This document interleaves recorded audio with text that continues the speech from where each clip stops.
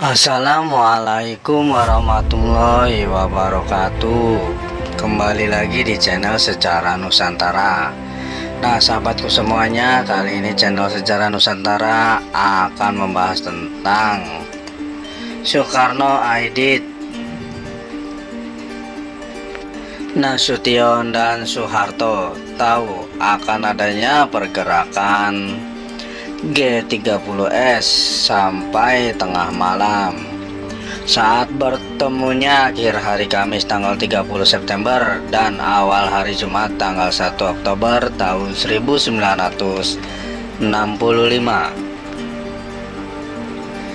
Terpetakan situasi berikut ini di antara tokoh-tokoh yang akan mencipta satu episode baru dalam sejarah politik dan kekuasaan Indonesia. Semua tokoh pada tempat pijaknya masing-masing ada dalam keadaan tidak buta sama sekali, dan semua punya sesuatu pengetahuan penting meskipun dalam kadar kedalaman yang berbeda-beda.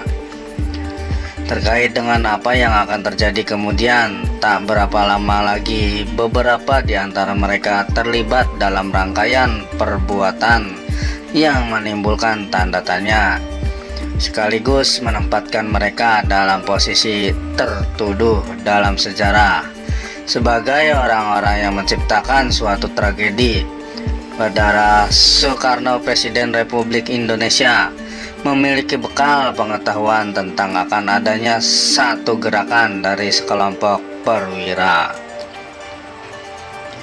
yang bertujuan menindaki sejumlah perwira lainnya di Angkatan Darat yang dianggap akan melakukan kude terhadap dirinya. Ia sendiri yang memerintahkan penindakan para jenderal itu kepada Brigjen Sabur, Brigjen Sunarjo, dan Brigjen Sudirgo. Tetapi memang menarik bahwa yang kemudian tampil bertindak adalah pasukan yang dikoordinasi oleh Brigjen Suparjo, Kolonel Latif, dan Letnan Kolonel Untung yang tidak ikut kesibukan lapor-melapor. Pada hari-hari menjelang tanggal 30 September tahun 1965, Soekarno percaya bahwa kelompok perwira yang akan melakukan makar itu adalah apa yang dinamakan Dewan Jenderal bagi Soekarno. Dewan Jenderal identik dengan Jenderal Abdul Haris Nasution, yang menurut Subandrio adalah jenderal yang paling ditakuti sang presiden. Jadi baginya Nasution adalah sasaran untuk ditindaki, dan bersama sejumlah jenderal akan diperhadapkan kepadanya esok hari pada tanggal 1 Oktober tahun 1965.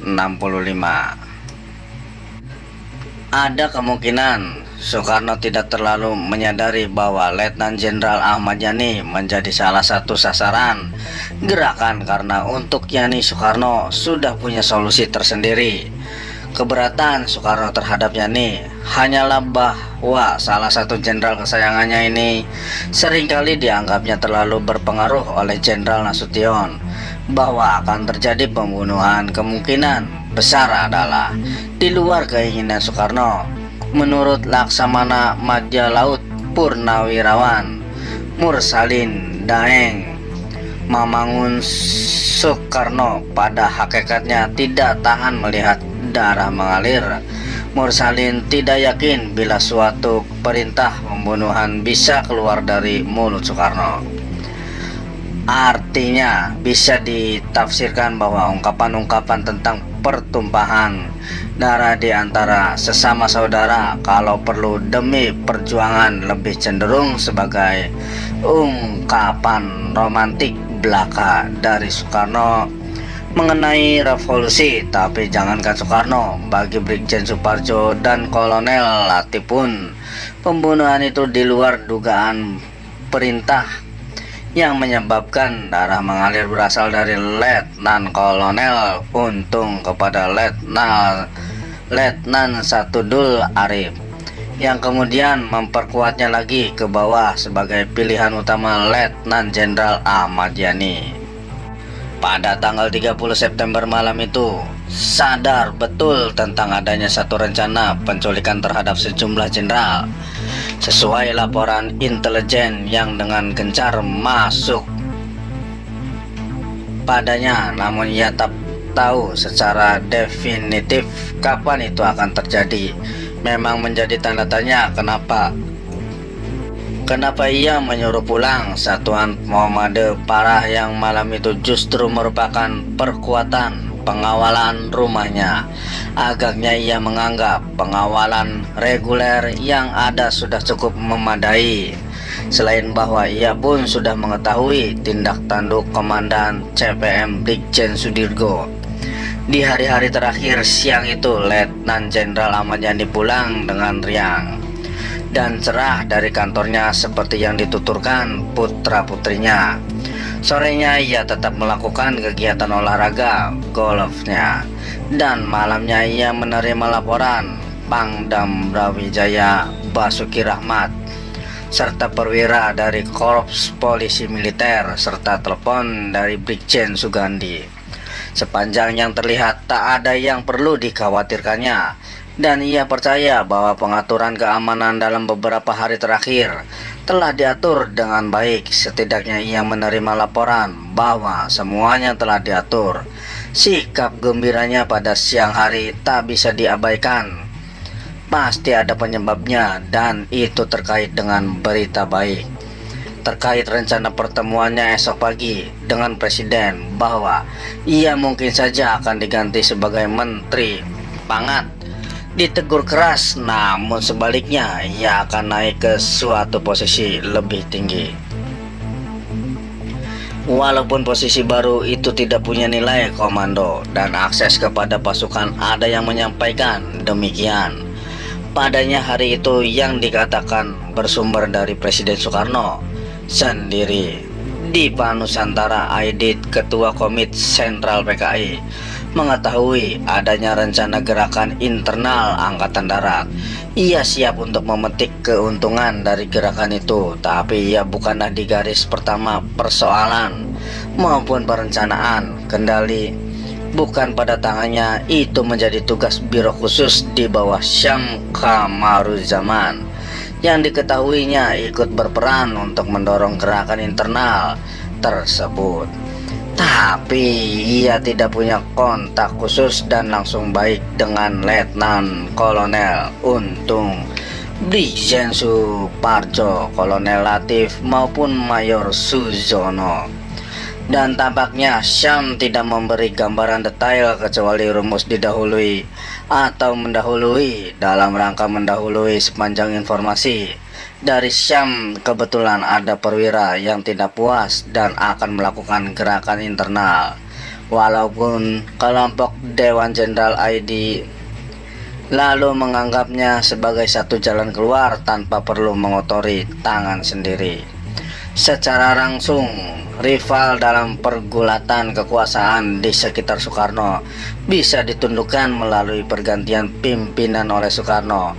Dari Soekarno ada jaminan bahwa pimpinan Angkatan Darat yang baru tidak dari kalangan perwira yang menempatkan PKI sebagai musuh, bahwa PKI memiliki perencanaan sendiri.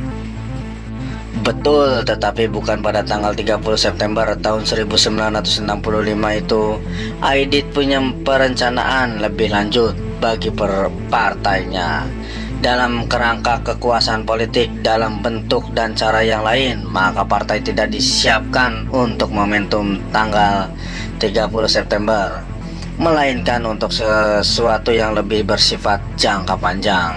Adanya rencana jangka panjang ini diungkapkan juga oleh Ketua CDV PKI Jawa Barat Ismail Bakri kepada aktivis mahasiswa Bandung tahun 1978 Majid Mahmud, semasa sama-sama menjadi tahanan di RTM Cimahi pada tahun 1978.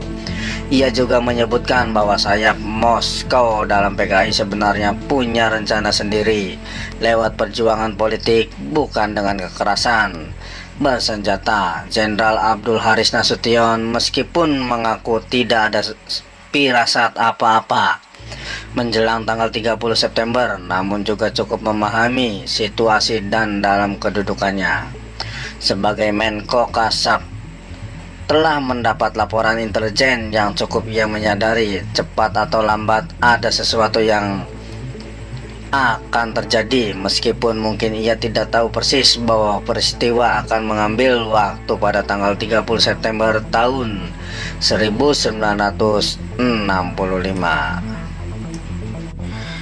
Namun sayangnya memang laporan-laporan spesifik seperti yang disampaikan oleh Kolonel Herman Saren Sudiro dan Kolonel Muskita misalnya tidak kepadanya, melainkan kepada Panglima Kodam Jaya Umar Wirah di Kusuma dan Pangkostrat Maijen Soeharto.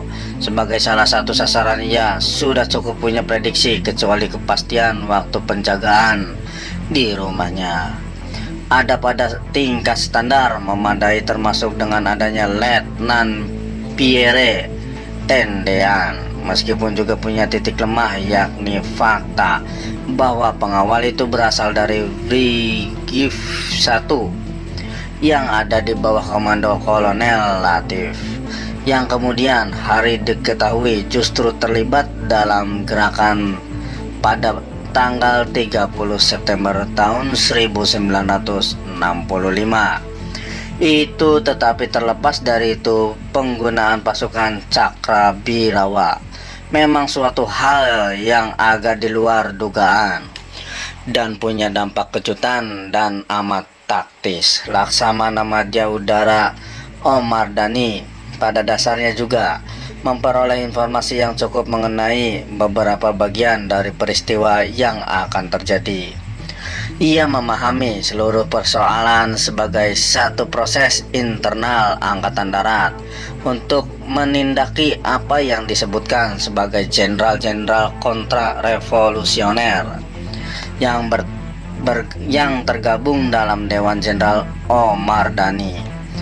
Memilih sikap untuk tidak campur tangan terhadap masalah internal angkatan yang lain dan menanti apa yang akan terjadi pada sisi lain.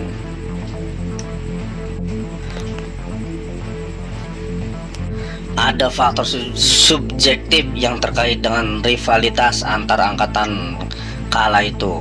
Namun sadar atau tidak, terjadi keterlibatan nama Angkatan Udara melalui keikutsertaan seorang mayor Angkatan Udara dan beberapa anggota, serta digunakannya kendaraan dan senjata milik Angkatan Udara, dan pimpinan Angkatan Udara tidak mencegah keikutsertaan tersebut. Selain itu, lokus delicti ada di sekitar Pangkalan Udara Halim Perdana Kusuma, meskipun tidak seluruhnya termasuk dalam kawasan yang merupakan tanggung jawab Angkatan Udara karena berada di luar area jurisdiksi, seperti misalnya Lubang Buaya.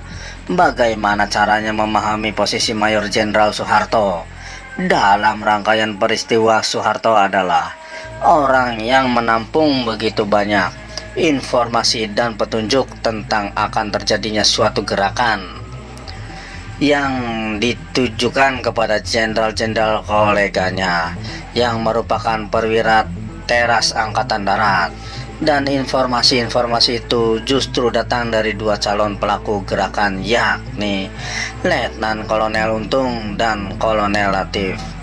Soeharto hanya menyimpan informasi itu untuk dirinya sendiri, tidak melanjutkannya kepada pimpinan Angkatan Darat, katakanlah setidaknya kepada Letnan Jenderal Ahmad Yani.